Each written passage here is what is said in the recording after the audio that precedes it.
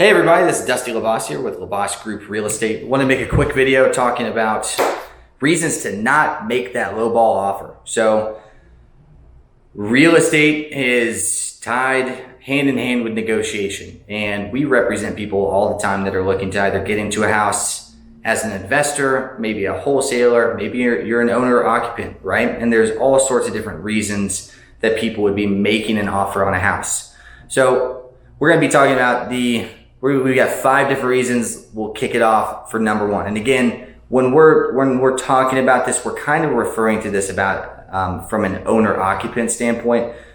As an investor, in any capacity, numbers are numbers, right? They need to make the margins work. They need to make sure that they're going to be generating a profit after it's all said and done. And so that lowball offers might matter a lot. So really, we're just tying this to hey, you're a home buyer and you're looking to buy a house to live in with you and your family, so on and so forth. Okay. So number 1, reasons not to make this lowball offer, or reasons you might want to highly consider not doing it, or at least upping it a good bit, is going to be sellers are just as emotional as anybody else can be.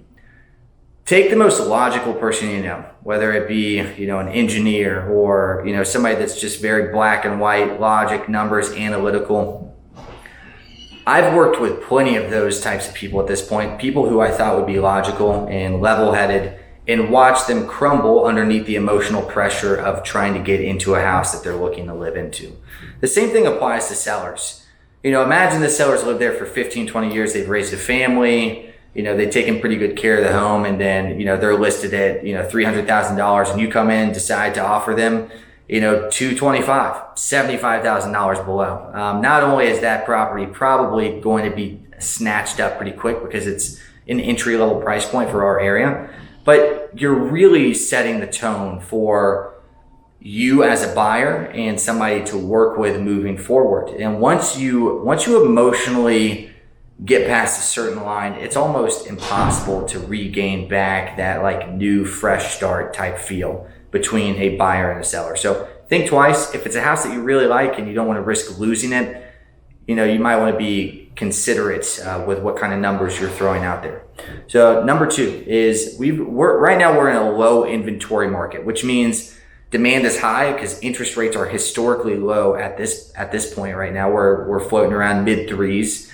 And, while inventory has risen a little bit, we're still below the national average and Metro Atlanta average for months of inventory on the market right now, which means high demand, low supply. Basic 101 for economics is you don't even have the ability right now to come in and try and lowball. The chances are it's probably already been bought or offered. It's snatched up, things like that too. So make sure that you understand this. You're going to want to talk to your agent too moving forward. If you're shopping in the 5, 6, 7, 800,000, if you're over $1 million, there's going to be a lot more room to negotiate with, and maybe what you would consider a lowball offer is actually appropriate right there. So this isn't across the board advice, but it's something to consider.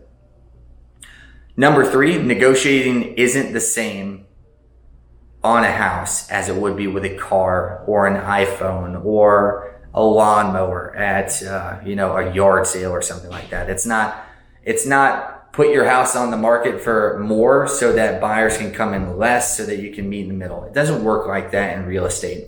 There's a lot more nuances to negotiating on a house. So it's not as simple as start out high so that they can come in low so that you can actually meet where you want to meet them on. So then again, this kind of ties back to number 1 is being careful not to upset these people or the sellers moving forward. If you're okay with that and you're okay with losing the house, you just want to get a great deal, then fine. Yeah, fire away, no big deal.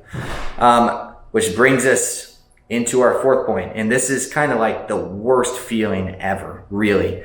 And I've watched multiple of my clients go through this, which is, they decided to be really aggressive negotiating, and they couldn't land the house that they really wanted, and it went under contract with somebody else. It got snatched up and sold to somebody else, but it was like the house of their dreams, the one they loved. And if you're shopping in the same area, let's say you bought another house, it's like I've even talked to them where it still feels like they're settling, or what could have been if we bought this house over here too.